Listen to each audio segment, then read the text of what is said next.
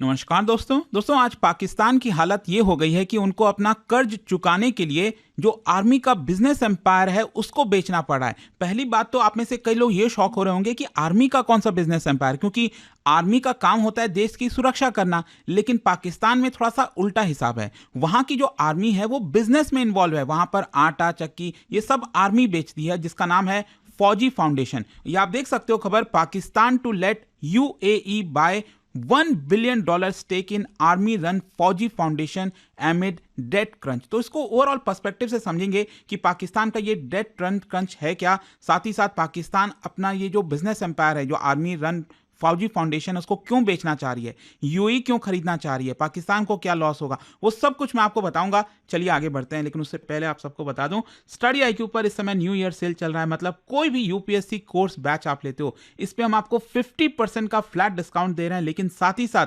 कोई भी बैच आप लेते हो तो उसके ऊपर जो वैलिडिटी होती है वो भी आपको ऑटोमेटिकली डबल हो जाएगी। जैसे 2027 का हमारा बैच है, इसमें प्रीलिम्स मेंस इंटरव्यू सब कुछ की तैयारी कराई जाती है। 18 बुक्स का पूरा सेट आपके घर पर भेजा जाता है, और साथ ही साथ अगर आप प्रीलिम्स क्रैक कर लेते हैं तो पूरा फी भी हम आपको रिफंड कर देंगे। तो इसका लिंक कमेंट सेक्शन में दिया हुआ है, यूज करिए ये कोड अंकित लाइव मैक्सिमम डिस्काउंट के लिए, और ये फोन नंबर है, यहां पर आप कॉल कर सकते हैं, मेरी टीम आपको अच्छे से गाइड कर देगी। तो चलिए शुरुआत करते हैं। सबसे पहले ये देखते हैं कि हो क्या रहा है। देखिए, पाकिस्तान इस समय एडवांस टॉक में है यूएई के इन्वेस्टर्स के साथ, जो यूनाइटेड अरब एमिरेट्स के इन्वेस्टर्स हैं उनके साथ बातचीत कर रही है कि जो फौजी फाउंडेशन है उनके $1 बिलियन के जो वर्थ ऑफ शेयर्स हैं वो बेच दिए जाएं।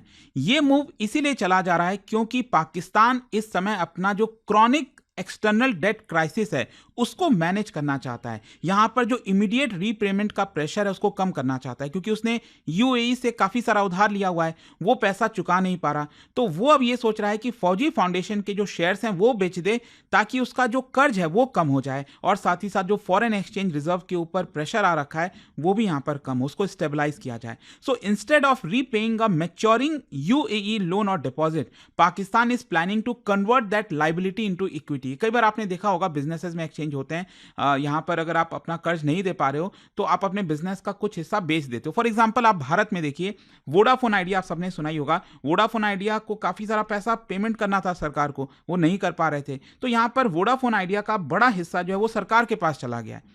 तो कुछ वैसा ही चीज, आई होप आप इसको लिंक कर पा रहे होगे। तो थोड़ा सा बैकग्राउंड में आपको बता देता हूं, पाकिस्तान का जो क्रॉनिक डेट क्राइसिस है ये है क्या एग्जैक्टली। इसमें एक्चुअली आप देखोगे ना तो ये टेम्पररी नहीं है। नॉर्मली पूरी दुनिया में किसी भी देश के अंदर कोई डेट क्राइसिस आता है तो कहते हैं ना ये अभी इस टाइम के लिए है, चीजें सुधर जाएंगी। पाकिस्तान के साथ ऐसा नहीं है, पाकिस्तान हमेशा ही कर्ज में डूबा हुआ है, वो स्ट्रक्चरल प्रॉब्लम है। जैसे कि वहां का करंट अकाउंट डेफिसिट आपको लगातार देखने को मिलेगा, लो टैक्स टू जीडीपी रेशियो है, एक्सटर्नल बोरिंग्स के ऊपर ये काफी ज्यादा रिलाई करते हैं, एक्सपोर्ट डिक्लाइन हो रहा है, यहाँ पर जो रेमिटेंसेज हैं वो भी डिक्लाइन हो रहे हैं, इंडस्ट्रियल प्रोडक्टिविटी जो है काफी कमजोर है। इसका कारण है जिसकी की वजह से यहाँ पर पाकिस्तान जो है उसको balance of payment crisis face करना पड़ता है समय समय पर। और आप देखते हो लगातार आईएमएफ के पास चला जाता है, भाई थोड़ा सा पैसा दे दो। यहां पर इमरजेंसी रोल ओवर कराता है अपने फ्रेंडली कंट्रीज के साथ, जैसे चाइना, सऊदी अरब, ये थोड़ा बहुत इसको मदद करते रहते हैं। तो आईएमएफ का जो प्रोग्राम है उसकी वजह से पाकिस्तान काफी हद तक बचा हुआ है, अदरवाइज क्या ही होता नहीं पता। लेकिन आपको यह भी समझना है कि आईएमएफ जब भी कोई चीज लगाता है, पैसे देता है, तो बहुत सारे कंडीशंस डालता है। तो आपकी जो सॉवरेनिटी होती है ना वो एक प्रकार से चली जाती है, आपके पास जो डिसीजन मेकिंग पावर है वही नहीं रहता। अभी आपने रिसेंटली सुना होगा कि पाकिस्तान की सरकार पाकिस्तान के अंदर जो कॉन्डम्स बिकते हैं, जो सैनिटरी नैपकिन्स बिकती हैं, उसके ऊपर से टैक्सेस हटाना चाह रही थी। आईएमएफ ने मना कर दिया, नहीं आप नहीं कर सकते, वो अगले साल देखा जाएगा, अगले वाले बजट में। ये हालत होती है आपके देश की, आप एक प्रकार से अपने देश को बेच चुके हो। ये हो जाता है जब आप लगातार आईएमएफ की शरण में रहते हैं। खैर, यहां पर हम बात करते हैं थोड़ा सा फौजी फाउंडेशन, क्योंकि हो सकता है आप में से कई लोगों को नहीं पता हो, क्योंकि जब भी हम आर्मी की बात करते हैं तो कभी सोच ही नहीं सकते कि वो बिजनेसेस में भी इन्वॉल्व होगी। लेकिन फौजी foundation is one of Pakistan largest business conglomerate. Just imagine करके देखिए।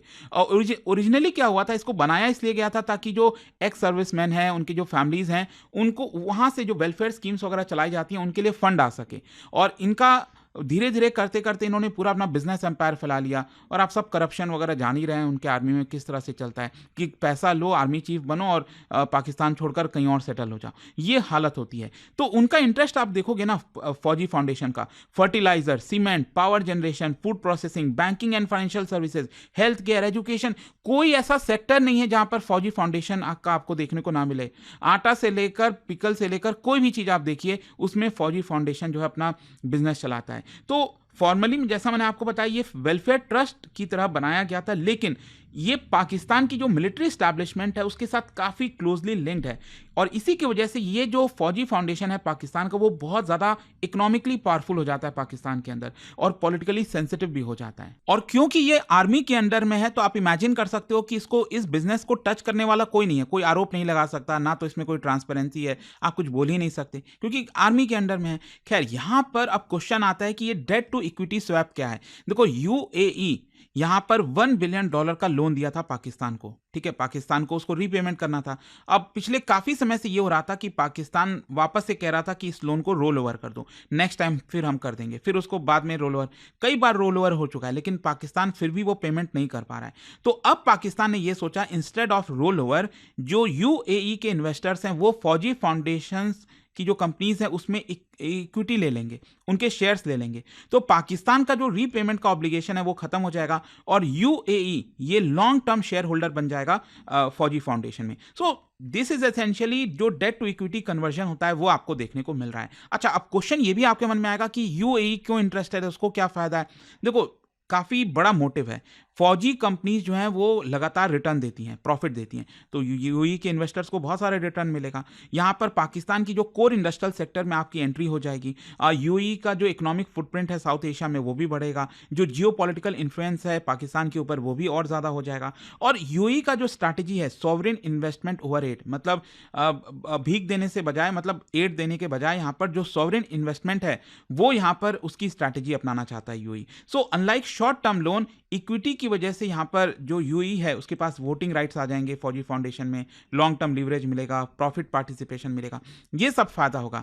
जहां तक पाकिस्तान का सवाल है, उनके लिए क्यों इंपॉर्टेंट है, देखो इमीडिएटली उनके लिए बेनिफिट यही है कि उनके ऊपर कर्ज हट जाएगा, जो फॉरेन एक्सचेंज स्टेबिलिटी है वो आ जाएगी और एक पॉजिटिव सिग्नल मिलेगा क्रेडिट रेटिंग एजेंसीज को, आईएमएफ को, कि देखो पाकिस्तान की हालत थोड़ी सुधर रही है। और आईएमएफ का भी कंप्लायंस हो जाएगा क्योंकि आईएमएफ भी चाहता है कि एफडीआई हो रादर देन डेट, कर्ज में ना डूबो, एसेट मोनेटाइजेशन हो, स्ट्रक्चरल रिफॉर्म हो। तो ये आईएमएफ के एक्सपेक्टेशन के आधार पर भी सही बैठता है। लेकिन इसको लेकर क्रिटिसिज्म क्यों हो रहा है, खतरा क्या है, रिस्क क्या है? सबसे बड़ा रिस्क तो यही है कि आप अपनी स्ट्रैटेजिक इकोनॉमिक एसेट को बेच दे रहे हो, आप उसको लूज कर रहे हो।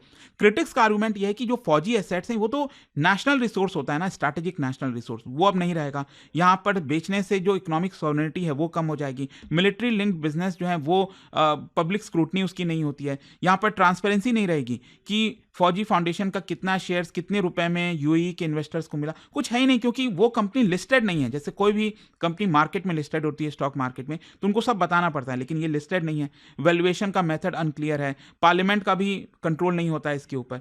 लॉन्ग टर्म डिपेंडेंसी भी हो जाएगी, मतलब आप जो है रिप्लेस कर रहे हो डेट को विथ फॉरेन इक्विटी। तो शॉर्ट टर्म प्रेशर को कम करने के लिए आप अपना जो फॉरेन कंट्रोल है उसको बढ़ा रहे हैं और इसकी वजह से पाकिस्तान को जो लॉन्ग टर्म डिपेंडेंसी है वो यहां पर हो रहा है। और इसका अगर मैं आपको ब्रॉडर जियोपॉलिटिकल कॉन्टेक्स्ट बताऊं लास्ट में, तो बेसिकली यही है कि ये जो डील है ये लार्जर पैटर्न आपको देखने को मिलेगा, जहां पर पाकिस्तान एड लेने के बजाय अब अपने एसेट्स को बेचना स्टार्ट कर रहा है। अभी पाकिस्तान की जो एयरलाइंस है वो आपकी बिकी, आपने देखा होगा। जो फ्रेंडली कंट्रीज हैं वो ओनरशिप भी डिमांड कर रही हैं, वो कह रही है भैया हम कब तक चैरिटी देंगे। मिलिट्री इकोनॉमिक कॉम्प्लेक्स जो है बड़ा रोल प्ले कर रहे हैं इसके अंदर। मतलब ये दिखाता है कि जो इकोनॉमिक डिस्ट्रेस है वो आपके सॉवरेनिटी को रीशेप करता है। मतलब यहां पर आप समझिए कि आपके पास जो डिसीजन मेकिंग पावर है वो धीरे धीरे कम हो रही है। आप अपने देश का एक स्ट्रैटेजिक जो हिस्सा है वो बेचने की कोशिश करो। और जो मैं आपको बता भी रहा था ना कि अभी रिसेंटली यही हुआ और पूरी दुनिया, मतलब पाकिस्तान के लोग शॉक में थे, पाकिस्तान की सरकार शॉक में थी। उसने सोचा नहीं था कि ऐसा भी होगा, क्योंकि सरकार कह रही है कि देखिए हमें फैमिली प्लानिंग के लिए कॉन्डोम्स को यहाँ पर सस्ता करना है, टैक्स हटाना है, सैनिटरी नैपकिन्स पे भी टैक्स हटाना है। आईएमएफ ने मना कर दिया और वो नहीं कर पाए।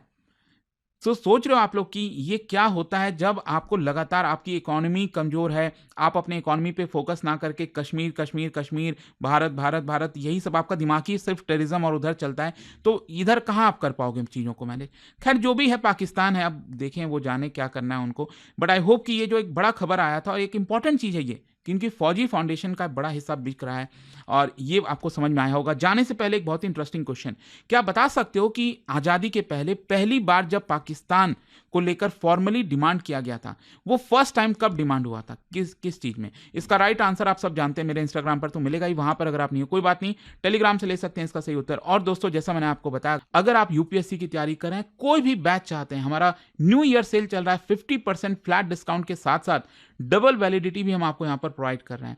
जैसे 2027 का बैच हमारा ले सकते हैं, इसके लिए आपको प्रीलिम्स, मेंस, इंटरव्यू सब कुछ की तैयारी इसके अंदर हम कराते हैं और साथ ही साथ 18 बुक्स का पूरा जो सेट है वो आप कोरियर के माध्यम से आपके घर पहुंच जाता है और प्रीलिम्स अगर आप क्रैक करते हो तो वो भी फी हम रिफंड कर देते हैं। आपको बस यूज करना है ये कोड अंकित लाइव, मैक्सिमम डिस्काउंट के लिए। ध्यान रखिएगा ये जो सेल है वो 4 जनवरी तक ही वैलिड है। ये फोन नंबर भी दिया है, यहाँ पर आप कॉल कर सकते हैं, मेरी टीम आपको अच्छे से गाइड कर देगी। स्टडी IQ IAS, आपका सिलेक्शन हमारा मिशन।